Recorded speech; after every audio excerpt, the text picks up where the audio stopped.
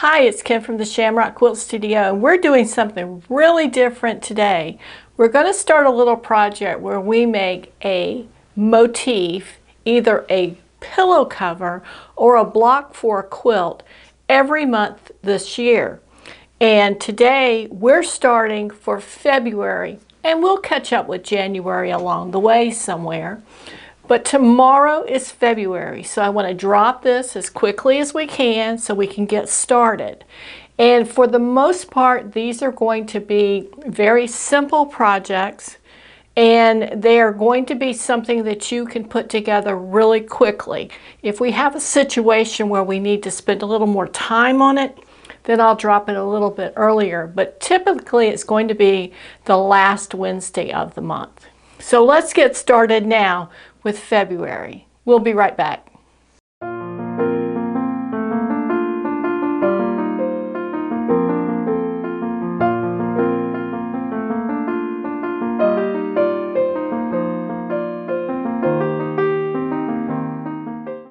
And welcome back to the Shamrock Quilt Studio. Well, thanks for coming back. And like I said, this is going to be an ongoing project throughout the year. And hopefully by the time we get to the end of the year, we'll be ready to either have a collection of pillow covers or a quilt top that we can begin to put together. And I'm going to leave it up to you what you want to do. I'm going to use the little pillow covers as my display and what we're going to show. And I'm actually going to make two. I'm going to make one for the pillow cover and one for the quilt top. And I would recommend, if you want to do this and you want to carry it out throughout the year, that you buy enough background fabric so that it can be consistent with the quilt top. I happen to have several yards of I think it was So Classic material that I had purchased ahead. Usually when my local fabric store puts their basic solid colors on sale, and it's something that I've worked with before and I like it, I go ahead and buy 5-6 yards of it, because I know that at some point I'm going to need either a white or a gray for a project, and then when something comes along like this, I've got it ready to go. And I will say that I did not intend to do this for this year, but it kept coming up in my brain every time I would sit down to think about what are we going to do next. And I think this is a great opportunity to have a project that is one video. There may be occasion where we have two, but they're going to be really simple projects, simple, easy to put together. And I'm going to show you in the video that I make for you, like the one today, how it's designed, how it's constructed, maybe show you some tips on how to get something accomplished. And then you take this information and make the project yourself. And I want to give you enough ahead time so that you can do that. And that's why we're dropping it the last week of the month, the last Wednesday of the month. So let's get started on this one. February's holiday is Valentine's Day, and that means everything pink and red. And I'm sure if you've been in the stores, particularly the craft stores lately, you go in and you're just bombarded with all this pink and red and hearts and love and all that. But this is a way that you can take something and bring it into your home, not have it overwhelming, but just have that little piece of the holiday to share, if that's all you want to do. A little bit of background. This is a 12-inch pillow. It's a pillow form, and I purchased these from Amazon. They came in a pack of 4, and I'm going to list the link down below. They were less than $20. I want to say they were even less than $15. They're very inexpensive, but they are pretty nice, and for what I'm going to use them for, they're going to work fine. Now when they came in, I got to looking at it and I said, that's kind of a small pillow. And it is. If you've got a grand area that you're going to put this in, you may want to do it larger. But also the 12-inch pillow allows us to make a block that we can add to the other 11 blocks and make a quilt top that's not big enough for a double king-size bed, right? So you have to judge what you want to do. And you could always do these in different sizes. They are available in different sizes.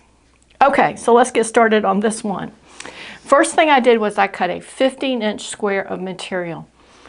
I want to make sure that we've got enough fabric to cover this 12 by 12 pillow and we don't have to shove it in there. We want it to be firm, we want it to fill out, but we don't want it to look like it's last year's pillowcase, right? And we're making these so that they can go on the pillow and come off, and you can put the next one on, fold this little thing up, put it away for next year. Very little storage, very little time, very little materials. Okay, 15-inch background fabric, and then we're going to take some, well, let me go back. I went and picked out fabrics in my stash that I had already, and I came up with 4 pinks and the white for the background. And looking at these, I decided to eliminate the solid pink. I thought it didn't have enough color interest. It was just kind of bland. So I took that out of the running. Now I have 3 fabrics. So we've got our 3 fabrics that we're going to work with on this project. We've got a dark pink, a medium pink, and a light pink. And we're going to make our little trim strips out of the lighter pink, and we'll talk about that in just a minute. And then we're going to make our heart shapes out of the medium and dark pinks. And I just drafted 2 heart shapes. This one's about 3 inches by 3 inches roughly, and this one's about 5 inches by 5 inches. And I just freehanded 1/2 of the heart, folded it over, trimmed it out, and then shaped it up just a little bit to get what I was looking for. But you could use any heart shape you come across. You could Google something in Google Images. You could use something that you have around the house that's a heart shape. Your choice.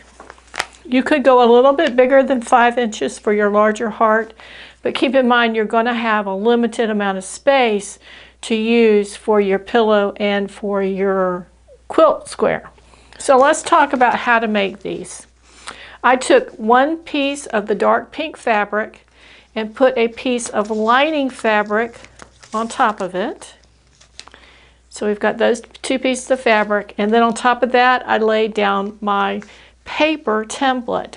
So all 3 pieces are on these, and when we flip them over, because there are supposed to be right sides together right now, you'll be able to see both of those. And you can use just about anything you want for the lining of these hearts, because for the most part it's not going to be seen. Now, wouldn't you know, I have no thread in my machine. So let me see if I can remedy that pretty quick. We just need a little bit, so I'm just going to take this little remnant of thread on this spool, because I'm just going to show you one so you understand how I'm doing it. But I think these videos, since we're doing the whole project in one video, they're going to be a little longer than normal, so we want to kind of keep it to a minimum. Okay, I love my machine and how fast it is to thread it and get it ready to go. Okay, we've got this on a medium stitch length regular straight stitch, and we're just going to pick a starting place. And you want to stitch right on the outside of that paper template.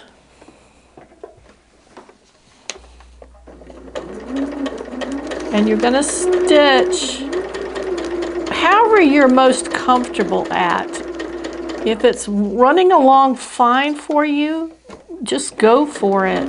If not, you might want to stop periodically and shift your fabric under the presser foot. I know for the smaller one, I had to do that. The bigger one is a little bit easier to manage. And when you get down to the point of that heart, you might want to take 1 stitch backwards.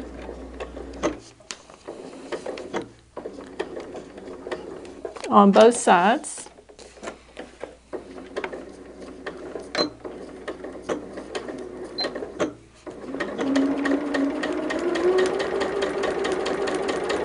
This is pretty quick to do, and if you happen to stitch onto the paper's very edge, I wouldn't worry about that too much. You just don't want to be stitching way into it. Because if you make both the pillow cover and the quilt top, you will need two. Okay, we are almost there. I'm doing the top of the heart now. So I'm trying to capture that shape pretty effectively. And then we're going to get down into that crevice. And I'm going to back stitch 1 or 2 stitches. Because this is going to be another place that when you turn that heart, you're going to need some support for that seam there. And then where you come back to where you started, you're just going to overstitch that a little bit. And that's all there is to sewing it. Take our pins out, and you're going to trim it up about no bigger than 1/4 of an inch, probably more like about 1/8 of an inch all the way around. And I've done this both ways. I've done it both by trimming it and by pinking it. The pinking worked fine. The trimming worked fine. You want it close, but you don't want it too close because you don't want it to fray out before you have a chance to get it turned and pressed and sewn on. Okay, so we just trim that all the way around, about 1/4 of an inch beyond the seam. And then we're going to just quickly cut it into the seam line in the middle. We're going to trim off the point at the end, being careful not to cut through the stitches. And then we're going to put a few little, not notches so much, but just little cuts, so it's going to turn evenly for us on both sides of the top of the heart. This is a really quick project, and it's really going to come together for you really quickly. Just about there. Okay, so you've got it trimmed, you've got the little notches cut into it. And what we're going to do now is we're going to take and pull these two pieces away from each other. And we're going to go on the lining side, and you're going to make a little fold in your heart like this. And then you're going to use your scissors and cut just a little slash down the center about 1 inch long. So now you can stick your finger in there. You've got a hole about, mine's probably about 1.5 inches. And we're going to turn it. And it's pretty easy. You just don't want to get in such a big hurry that you stretch your hole or you tear it.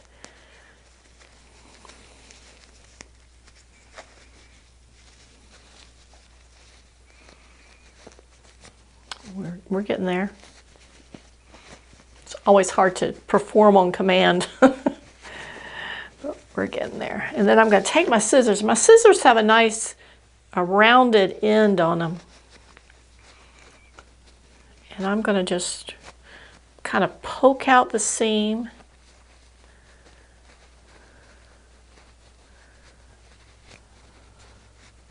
And you can work on that and get that as pointed down there as you like. We're going to do the same thing up top.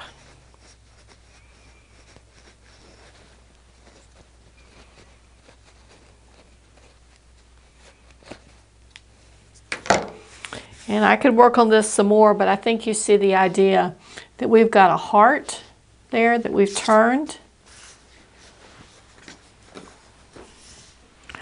We'll press that down, and then we will use this, and I didn't get my corner turned very well, but that's the idea of how you make these. And you'd press it down, making sure that you pull out the seams where you needed to and get it a nice pleasing shape. And then how I applied this is I found the center of our square and then positioned the two hearts in something that appealed to me, a design. You want to keep them fairly close to the center, and then just something that visually is pleasing. You've got enough room all the way around it that it looks like it belongs there. So from here, what we'll do is we'll use some applique adhesive to just tack these in place. You could also pin them if you want. I am going to applique these onto my blocks. If you wanted to, you could stitch them on by machine. You could use a straight stitch. You could use a zigzag stitch. You could use a decorative stitch when you stitch them on. I'm going to just use kind of an invisible stitch to hook them. So now I'm going to take this lightest pink fabric. I'm going to cut 1-inch strips. Now these strips are going to go on our block straight. We're not going to be making any curves, so they do not have to be bias strips. So they're just with the fabric, 1-inch strips, and we're going to fold the edges of the fabric to the middle, so that the edges meet here on the back side, front and back. And I'm going to take you over to the ironing board now and show you how I can quickly make these fabric ribbons, if you will, with just my ironing board, and a couple long straight pins. Check this out. Okay, so here we're going to keep going. We've positioned that under these 3 pins on our ironing board. And that's going to keep it at the same width, and it's going to keep it folded down while we iron.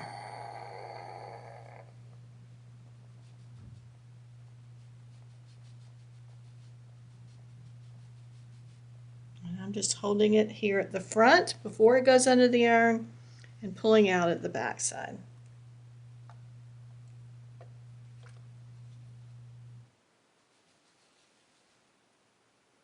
I'm going to pull it 4 or 5 inches and let it sit so it gets nice and hot.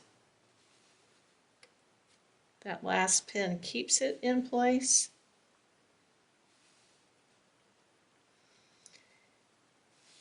And you see how nicely that does on this side.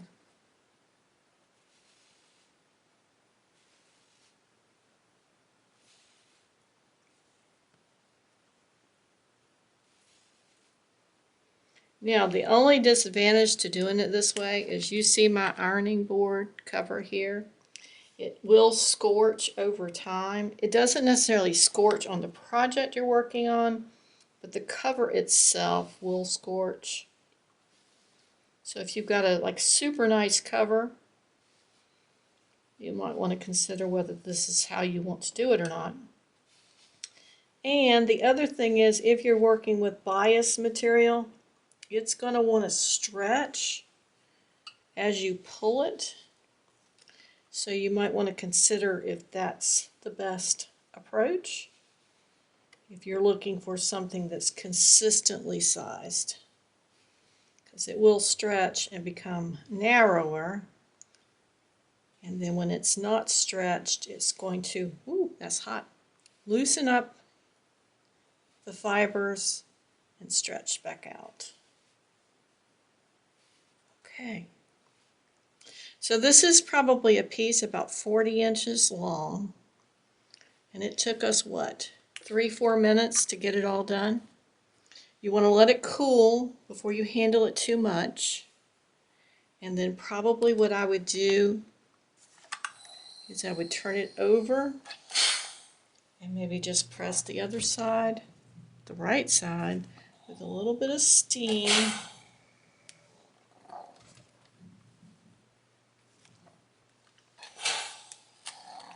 And allow it to sit. So there's another way to make a finished strip of fabric, just using your iron and 2 or 3 longer straight pins. Okay, back to our project. We've got our little strip of fabric together. My steam iron is still over there talking to us. It's the craziest thing ever when it does that. All right, 15-inch square of fabric. We've used the applique glue to secure these until they can be stitched on. You could also do that with pins. It's your choice. So we're gonna pin them on where we think they are going to be, and we're gonna move on to this border really quickly. I measured 2 1/4 inches in from the edges of the fabric.